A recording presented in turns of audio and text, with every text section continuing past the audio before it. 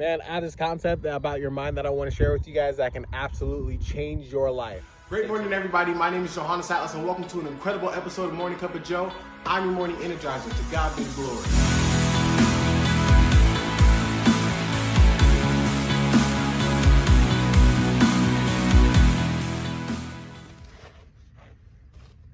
What's going on, guys? Welcome to another incredible episode of Morning Cup of Joe.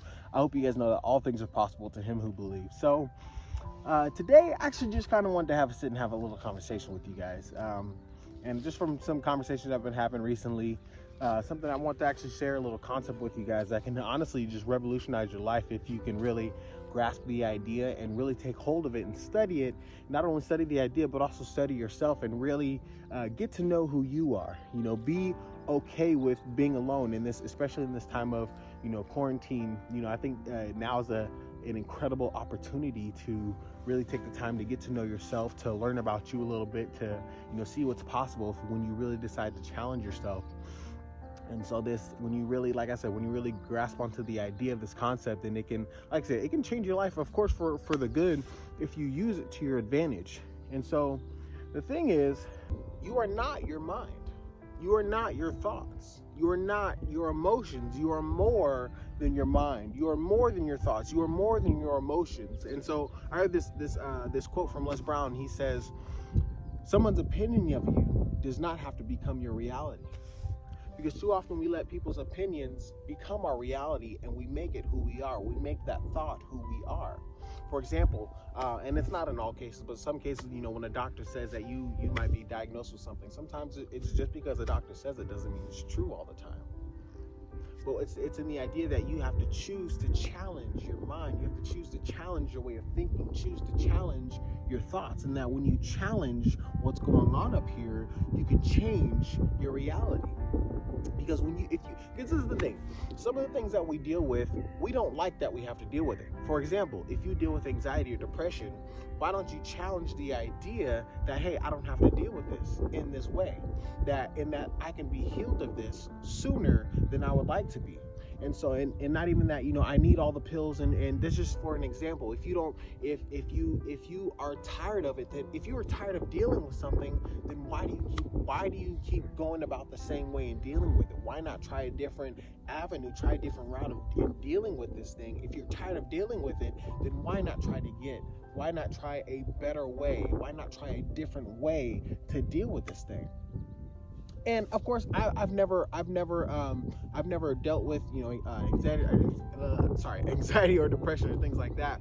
But I'm not gonna sit here and tell you, I'm the expert and I know how to get healed of all that. But of course, there's God that can heal you of anything that you might be dealing with. That's why I say in the beginning that all things are possible to him who believes, and that when you give him those struggles, then he can heal you of all that if you allow him to. But that's the thing. Oftentimes we hold on to, we grasp onto the idea like, no, I do have this thing. I am struggling with this thing. But why do you have to?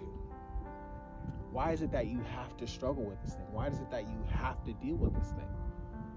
It doesn't have to be that way. It can be different. Things can be different, and that when you choose to change your mind, things can be different.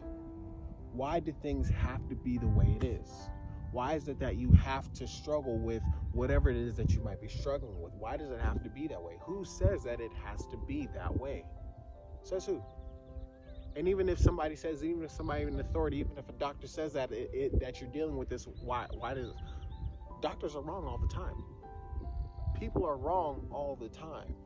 In that when you make the decision to challenge your mind, to challenge your way of thinking, to think something different, that when you think the opposite thought, if somebody says that you've been diagnosed with anxiety, well, no, I have peace in my heart. I have peace in my mind. I have trust in my heart, and that, despite what situation I come against, I know that it's going to be okay.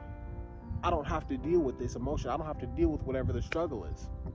You are not your thoughts. You are not your emotions, and that our thoughts oftentimes freak us out. They allow us to, they make us fearful sometimes, and that, but that's not who you are. Just because you're dealing with a thought doesn't mean it has to become your reality. Just because you're dealing with certain emotions, it does not have to become your reality. And that when you decide to challenge your way of thinking, when you challenge all of these things and says that, and you tell yourself that, hey, things are going to be different, things can be different, I'm going to be a different way, then you open up a whole new reality for yourself, and that you can be free of whatever it is that you might be dealing with. When you make the choice, when you make that choice, don't wait for somebody else to tell you. Because at the end of the day, it's your decision, because it's your mind, it's your brain, it's your emotions, this is your life, it's your reality.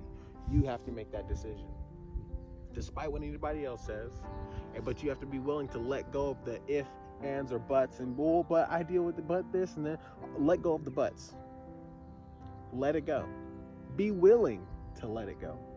And again, it's not the easiest thing, especially if you've been dealing with it for a number of years, but it's when you make the decision to let it go, your reality can change. I love you guys. See you next week. Oh, by the way, next week is my season finale. It's been, next week will be episode 52. So it's been 52 episodes. I've done this for a year now. It's been a great accomplishment of mine. And so, yeah, next week is the season finale. So don't forget to check it out. See you guys next week.